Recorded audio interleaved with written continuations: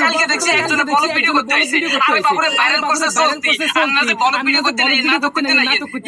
এনে আই এত মজা তো হলো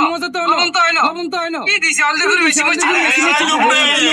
ভাই তো দেখ আমার ভাই তো দেখ তোমার ভাই তো দামি জুতা আর হে ভাই জুতা ভাই তোমাকে ফাটিং করে না ফাটিং করে মাস তোরা কি লাগে এটা তো আমি রিস্কা বাবা